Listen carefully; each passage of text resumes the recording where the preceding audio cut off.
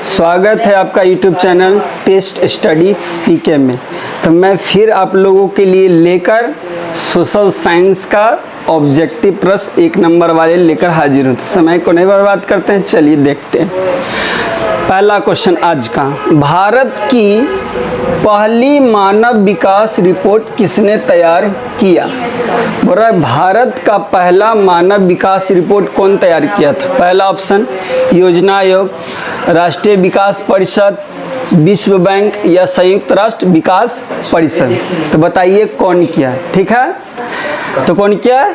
योजना आयोग। कौन किया है? योजना आयोग किया है। ठीक है, कौन किया? योजना आयोग। ठीक है ना। योजना आयोग की स्थापना 1950 में हुआ। कब हुआ योजना आयोग की स्थापना? 1950 में। विश्व बैंक की स्थापना 1944 में। ठीक है, विश्व बैंक की स्थापना कब? 1944 में। राष्ट्रीय विकास परिषद की योजना कब हुई? 1952 में। ठीक है, कोई दिक्कत? योजना आयोग की स्थापना 1950 में, विश्व बैंक की स्थापना 1944 में, राष्ट्रीय विकास परिषद की स्थापना 1952 में। अब नीति आयोग को भंग करके नया नाम दिया। नीति आयोग का नया नाम जो नीति आयोग है, सॉरी योजना आयोग, योजना आयोग का नया नाम, योजना आयोग का नया नाम हो गया। नाम योजना आयोग का नाम बदल गया है। क्या रखा गया? नीति आयोग। नीति आयोग। ठीक है, योजना आयोग का नाम बदल दिया गया। योजना आयोग का नाम बदल के अब क्या हो गया? नीति आयोग। कब हुआ? 1 जनवरी 2015 में। ठीक है, आपको पूछेगा कि नीति आयोग का स्थापना कब हुआ? तो 1 जनवरी 2015 में। पूछेगा कि योजना आयोग का नाम कब बदला गया? तो 1 जनवरी 2015 में।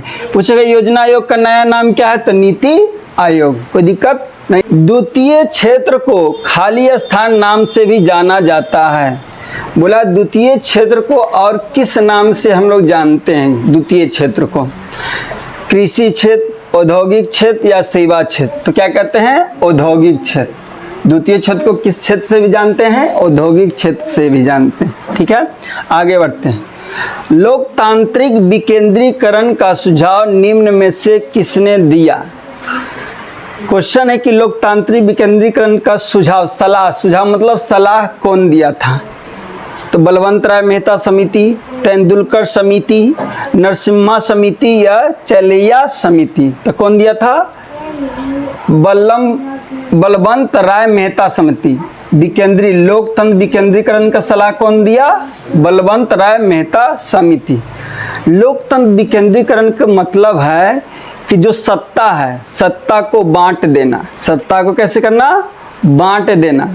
ठीक है ना, उसको लोकतंत्र का विकेंद्रीकरण कहते हैं। जैसे केंद्र सरकार, राज्य सरकार, क्षेत्रीय सरकार में बांट देना, उसको कहते हैं लोकतंत्र का विकेंद्रीकरण। ठीक है, तो कौन दिया था सलाह? बलवंत राय मेहता समिति। नेक्स्ट, कौन सा संवैधानिक संशोधन नगरीय स्वशासन से संबंधित है? 75वां, 74वां, 73वां या 72वां? तो कौन सा होगा? 74वां। ठीक है, कौन सा होगा? 74वां संविधान संशोधन। चलिए आगे। चिपको आंदोलन का प्रारंभ किस राज्य में हुआ? बुरा जो चिपको आंदोलन है इसकी शुरुआत किस राज्य में हुआ था? ठीक है, तो पहला है उत्तराखंड, दूसरा है हिमाचल प्रदेश, तीसरा है मध्य प्रदेश या चौथा केरल। बताइए कमेंट करके कि कौन होगा। तो कौन सा होगा? उत्तराखंड। कब कौन सा हुआ? उत्तराखंड। ठीक है ना, उत्तराखंड। तो चिपको आंदोलन से कुछ बात आपको हम बताते हैं। चिपको आंदोलन कब हुआ? चिपको आंदोलन कब हुआ? तो 1973 में। ठीक है, चिपको आंदोलन कब हुआ? 1973 ईस्वी में। ठीक है, कौन किया? कौन किया? तो सुंदर लाल बहुगुण। ठीक है, चिपको आंदोलन 1973 में। ठीक है, कौन किया? सुंदरलाल बहुगुण किया, ठीक है ना, कोई दिक्कत नहीं ना। किस राज्य में है? तो उत्तराखंड में। चिपको आंदोलन को आप समझते हैं? चिपको आंदोलन हुआ था, जो अंग्रेज सरकार था ना, चिपको आंदोलन क्यों हुआ? जो अंग्रेज सरकार था वो क्या करता था, हम लोग को भारत का जो अच्छे अच्छे जंगल थे उसको काट काट कर वो अपना देश में ले जाता था और उससे अच्छे अच्छे सामान, फर्नीचर ये सब बनाते थे, ठीक है ना। तो क्या हुआ, उत्तराखंड में एक ठेकेदार, अंग्रेज ठेकेदार ठेका ले लिया था जंगल को, काट रहा था जंगल को। तो वहाँ के जो ग्रामीण लोग थे, उत्तराखंड के जो ग्रामीण लोग थे, गाँव में रहने वाले लोग, वो लोग क्या किए, पेड़ को काटने नहीं दे, पेड़ को पकड़ पकड़ के खड़ा हो गए, बोले कि हम पेड़ को काटने नहीं देंगे। इसी को चिपको आंदोलन कहते हैं। कहाँ हुआ? तो उत्तराखंड में हुआ। कब हुआ? 1973 में हुआ। कौन किया? सुंदरलाल बहुगुण। इतना ही पूछता है, इससे ज्यादा नहीं पूछता है। इससे आपातकाल की घोषणा कौन करता है? बोल रहा है जो आपातकाल होता है, ठीक है, आपातकाल होता है, इसकी घोषणा कौन करता है? ठीक है, तो आपातकाल की घोषणा राष्ट्रपति करते हैं। आपातकाल की घोषणा कौन करते हैं? राष्ट्रपति, ठीक है। आपातकाल की घोषणा कौन करते हैं? राष्ट्रपति के द्वारा आपातकाल की घोषणा की जाती है, ठीक है ना। अब आपातकाल 3 तरह का होता है। आपातकाल कितना तरह का? आपातकाल होता है 3 तरह का, ठीक है। क्या तरह का? 3 तरह का। एक राष्ट्रीय आपातकाल, एक राष्ट्रीय आपातकाल, दूसरा राज्य आपातकाल और तीसरा वित्तीय आपातकाल, ठीक है। आपातकाल 3 तरह का होता है। तो ये लागू आपातकाल को कौन करता है? राष्ट्रपति। भारत के राष्ट्रपति, जो देश के राष्ट्रपति होते हैं वो लागू करते हैं, ठीक है ना। आपातकाल 3 तरह का है। एक राष्ट्रीय आपातकाल होता है, एक राज्य आपातकाल होता है, एक वित्तीय आपातकाल होता है। अब तीनों कब लगेगा? आपातकाल, आपातकाल में इमरजेंसी। तो राष्ट्रीय आपातकाल कब लगेगा? जब देश पर कोई दूसरा देश हमला कर देगा तो उस कंडीशन में राष्ट्रीय आपातकाल लगता है, ठीक है। अब राज्य आपातकाल कब लगेगा? जब राज्य के शासन व्यवस्था गड़बड़ होने लगेगा, राज्य के आपस में लोग लड़ने लगेंगे या एक राज्य दूसरे राज्य से लड़ने लगेगा, तो हो जाएगा राज्य का आपातकाल घोषणा, ठीक है। फिर वित्तीय आपातकाल कब लगेगा? जब देश में पैसा की कमी हो जाएगी, ठीक है, पैसा की कमी हो जाएगी तब कौन सा आपातकाल लगेगा? वित्तीय आपातकाल। इस सब का अनुच्छेद है, अनुच्छेद।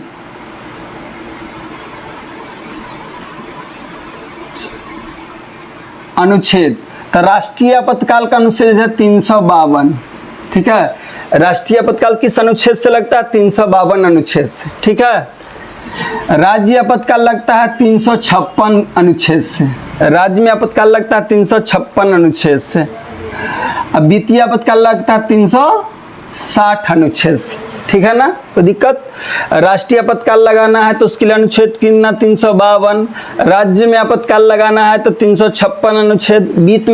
वित्तीय आपातकाल लगेगा देश में तो 360, ठीक है ना। आगे बढ़ते हैं, देखिए नेक्स्ट। किस देश में संगठनात्मक शासन व्यवस्था नहीं है? बोल रहा है किस देश में संगठनात्मक शासन व्यवस्था नहीं है? पहला ऑप्शन भारत, चीन, बेल्जियम या स्विट्जरलैंड।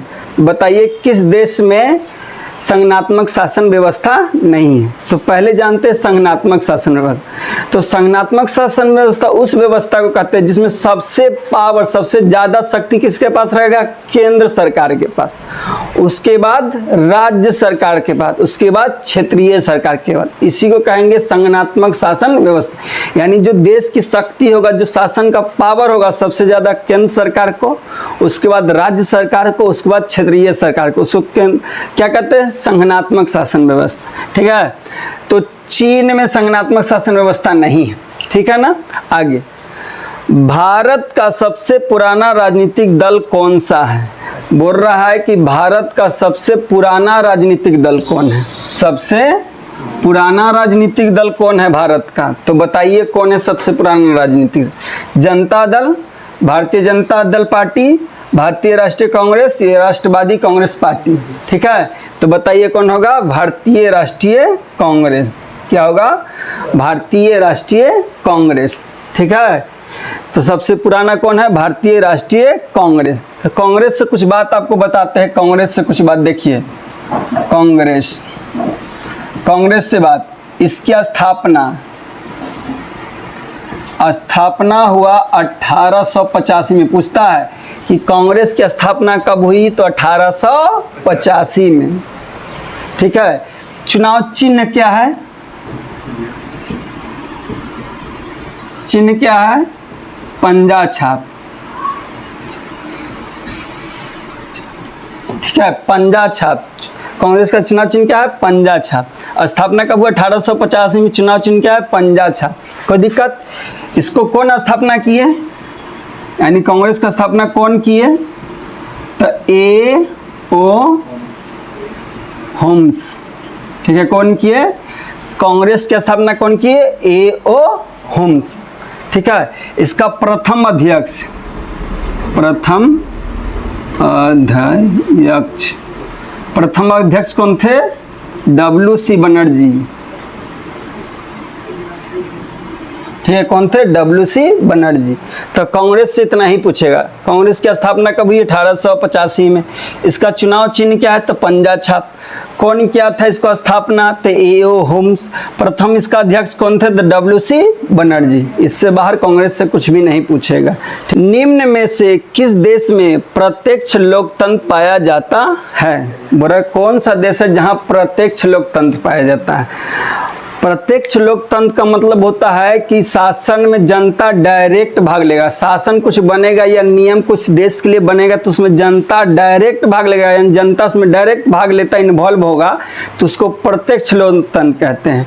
तो कहाँ, स्विट्जरलैंड में प्रत्यक्ष लोकतंत्र। स्विट्जरलैंड में क्या है, प्रत्यक्ष लोकतंत्र।